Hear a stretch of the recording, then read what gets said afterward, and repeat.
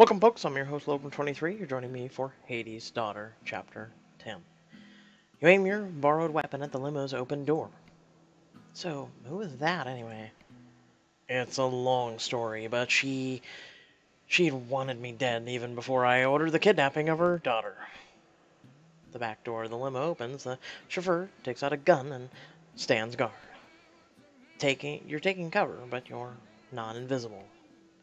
Yet another cool demonic power I can't have yet. An impeccably dressed blonde woman steps out of the car. Wait, did I misread that? It said blonde? Okay. Why, Reed, yet again you're pointing a gun at me. What are you talking about, Meredith? Reed lowers his weapon, and so does the guard. You follow their lead. I'm sad you don't remember. Your memory always was convenient. Unfortunately for you, there's some things I can't forget. Can you give me an example, darling? Taking a shot at a couple of my two lieutenants, thinking I was in the car? That springs to memory.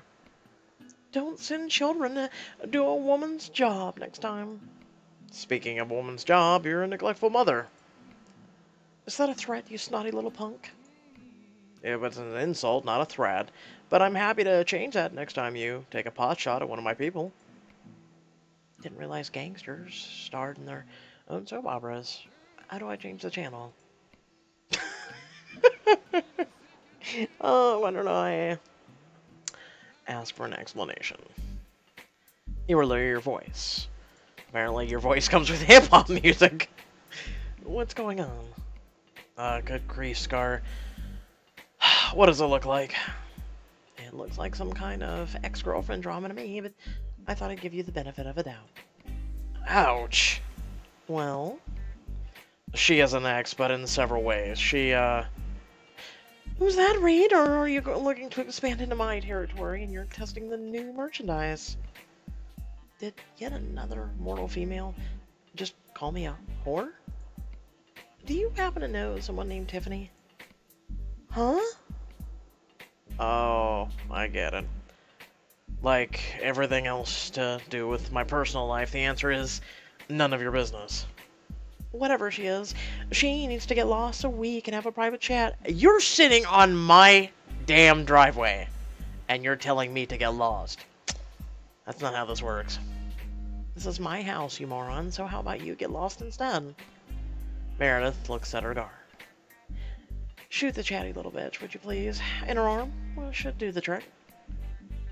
Yes, ma'am. No. Damn, I'm itching to use my powers. What's the point in being a demon if you can't have fun? Why is it every time we go back to her, it's a change of music? Of course, Dad would say this is not exercise in self-restraint, but I doubt getting shot is pleasant. I'll fire my gun, dodge the bullet, brace myself for the bullet. Hold up there, Sparky. Just hear me out real quick. You can always shoot me later. Meredith motions to her goon. Are you here to talk? What if my neighbors see muzzle flashes and call the cops? What if I scream in pain? What if he misses and I die? Then Reed will come after you. Reed nods. And I'll be forced to fire back, and I'm a pretty good shot. I'm ambidextrous. You've seen me shoot too, Meredith. Is it worth it? What would you get out of shooting me? Meredith raises her hands. All right, let's take a step back. Perhaps it would be good to introduce ourselves. I'm Meredith. I used to work with Reed, and as you've no doubt gathered, we had a little fling. Now I manage a competing organization. Who are you? You lower your gun. I'm Scar. This is my house, and at this time, Reed is a guest in it. Are you affiliated, or...? Enough with the third degree, Meredith. What are you doing here? I've got a bone to pick with you. Should I do it in front of your little friend, or should we have an accident? Reed points his gun straight at her. Don't threaten Scar again. Meredith takes a step toward him, then another. Her heels click along your driveway like the first stones of an avalanche till she's right up against the barrel of the gun. If you wanted to shoot me, you'd have done it by now. She leans over the gun and kisses him on the lips. He might not shoot you, but I still might. I doubt it. She snaps her fingers. The guard had moved around behind you while Meredith was distracting you and Reed. He puts you in a headlock and snatches the gun and tosses it to Meredith. I'll shoot you instead. Yeah, let me know how that works out for you. Go ahead, shoot her. See what comes out. You'll spinning be seeing hell real soon. Any last words? Finally, some excitement. I was about to fall asleep. But I can get out of this without going full demon on them. Plus, it might be a pain in my horns to compel the survivors, which didn't work on Reed. Might be more fun to provoke this bitch. God damn it. Okay. You know what? Provoke her. I want to say, how about roses are red, violets are blue? I've got 5 fingers, and the middle one's for you. Oh my god, I love you. Oh man. If there was a woman like this. Wow. I've actually never met a woman like this. Now that I think about it, I've never met a woman like this. Met all types of women, but never like this. Ooh, I like that. Rage contorts Meredith's face, and she pulls the trigger. It clicks harmlessly. What? Reed shoots the guard in the shoulder. You grab the man's weapon. The smell of blood oozing out of his wound nearly overwhelms you. I desperately need to feed. The guard heads for the car. This isn't over. Meredith runs to get in a limo before it leaves without her. It was great timing. How did you know what to do? I saw you pop out the clip and empty the round from the chamber. Why did you do that? She was trying too hard to distract us. It felt like a trap. Sorry I lost your spare gun, though. You found me a replacement. Besides, we're going to my house and I can get all the spares I need from my armory. Me? Who's this we, bossy man? He gets serious. I don't think you should stay here alone. Not tonight. Will you come over to my house where I can protect you? I'm probably safer here in my own house, but I am super curious to see his place. I'll thank him for the invite and say... why not? I'd love to come over. Excellent. Let's go. Wait, I need to pack. And I have to be honest, I'm exhausted. I'm not up to continue the date. Truth? I'm weak-shutted. What a freaking night. Right? When you plan a date, you don't screw around. But you don't need anything. You'll understand when you see the place. Spoken like a man. Stay there, I'll be right back. Just get whatever you need and come on down. You head straight to the blood bag stash and suck down a few. Dad and Carl would be super proud of me. I controlled the blood hunger better than I ever had before. You wrap a dozen bags in an insulated blanket and then stuff them in your overnight case. The supply is getting low and you think about texting Adrian, and with a pang, you realize that you haven't thought of him all day. You grab some clothes and a toothbrush and head out the door. Let's take your car. Soon you're driving through an elaborate set of wrought iron gates. An entwined G and an R is the main motif. With what appear to be actual size. Subtle, really. It pays to advertise. How so? We've never actually had any attempted robberies. You come to a stoop and stop. I said stoop, Jesus. A stop in front of a spectacular Gothic mansion. That's probably where I'm thinking of stoop, is what Goliath and Gargoyle said on. This is your house? You like it? Come on inside. inside, it's even more dramatic. It's like a cathedral, but comfortable. You follow him through the dim hallways. So you live here by yourself? Nah, a lot of my people don't have anywhere else to live, so this is home sweet home. Plenty of guest space, and speaking as promised, I texted my chief of staff to have a suite made up for you. Head up the stairs, third door on your left, and everything you could possibly want. You check the time, hours after midnight, the chicken curse is lifted. Everything. I thought you were tired. I am exhausted, but a year on Earth is a hell of a short time, especially for me. I need to make the most of it. I say, do you think I'm that kind of girl? Come help me find my bed. I really am tired, actually. You yawn. In my defense. It has been a really long day. A pretty good one, though.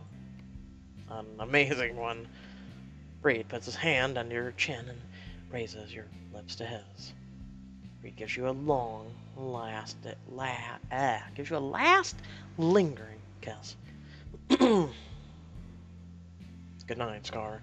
I hope I see you again in my dreams. You sleep soundly until nearly midday. After a few bags of blood and a quick wash, you feel restored. You open the door to see what seems like an entire mob of people rushing by. Hey, is there a fire? The nearest person turns to you, and it's your old pal, the fake corpse. What are you doing here? The boss invited me. Where's everyone going? The boss called all hands on meeting. You'd better come down. You pass through a maze of hallways. What are all these rooms anyway? This is mostly temporary housing, but through here is a medical facility. Oh, come on, a medical facility? You think guys like me want to walk into the emergency room and just hope nobody's going to ask any questions? Wow, Reed has really thought of everything.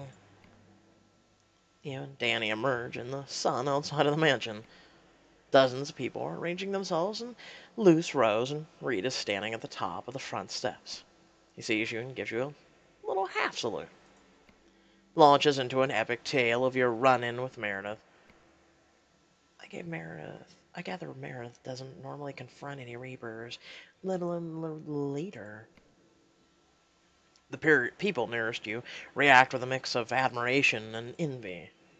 But this meeting is already almost longer than the actual encounter, so let me get to the point. Finally. Didn't I say that inside my head? Based on the ripple of shock and going through the crowd and the dirty look Reed is giving you, it was out loud. There's a Scar we all know and love. Holy shit on a stick. What are you doing here? Having a meeting? Hunter moves next to you and gives you a quick side hug. I could ask you the same question, newbie, but we'll chat in a second. Your head is spinning, and you barely pay any attention to the rest of Reed's spiel. Something about fallen angels, you gather that's what Meredith calls her gang. The meeting breaks up, and Reed strides over to you and Hunter. I've got some things to handle. Meet up in 15 minutes. You're still too stunned to talk, and Hunter nods, and Reed disappears. We don't have much time, but I'll explain what I can. What do you want to know the most? I want to find out what Hunter has to do with this gang. Oh, hell. Now I see why you and Reed seem to know each other. What on earth are you doing here? He's been like a big brother to me for most of my life. I don't come from money like you. He took me in, protected me, gave me a home. This home. He taught me not to back down to anyone. To walk tall. He's even making me go to school, though no one in my family ever cared about the education. Reed believes in me. And the only thing that kind and sucks is he still thinks I'm some punk-ass 12-year-old he rescued from the system. He totally refuses to see me as someone who's basically grown up. Oh boy, do I ever know that feeling. Do you have any other questions for right now? Just ones all we have time for. I can talk to you about this stuff at school, but maybe I can come over later. Real smooth, dude. For now, I want to know more about this mansion. The place is crazy. Damn, they told me it even has its own medical facility. It sure does, isn't it? Yes, I just... Anyway, I forget the word. Anyway.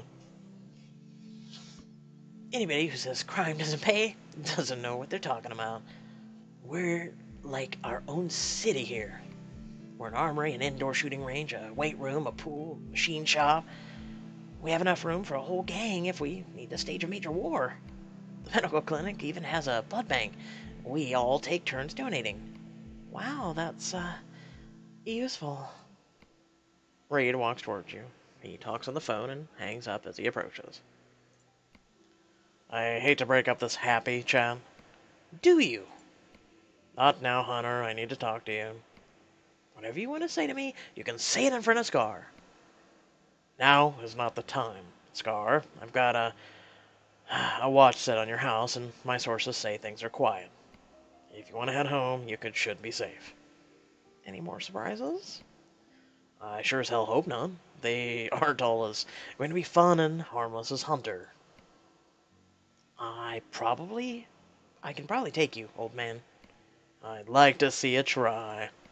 Come on, Scar. Let me take you home. You're both quiet during the ride back to your place. I've got one question. What's that? What were you going to do with that little girl? The daughter of your biggest enemy? I admit I was planning to use her for leverage, but I promise you one thing. I wouldn't have hurt her. Ever. No matter what. That's much better than what Meredith would do if she had control of someone I loved. You give him a quick little smile and a quick kiss before getting out of the car. You're standing just inside your front door and something seems very wrong. We're not alone. Whatever it is, it didn't trigger my security or read special watchers. That's probably because it's someone from hell. Whatever it is, it's behind you, and it got in there in the blink of an eye. You let your fangs descend and your wings unfurl. Who is there? No! No! I digress. Good cliffhanger. That being said, it's probably, Adrian. Or someone from hell. That, I mean, they pretty much can come and go, and they're faster than the human eyes can detect. So, that being said, hope y'all did enjoy the video. Please feel free to head down to the description below. We have a Discord server if you want to hang out, chat, whatnot. Also, feel free to like, comment, share, subscribe to my video in the description as well. There's some social media links, and if you want to support my channel, there's some for that as well. And until next time, stay well, stay awesome, and I'll catch you all in the next video. Peace!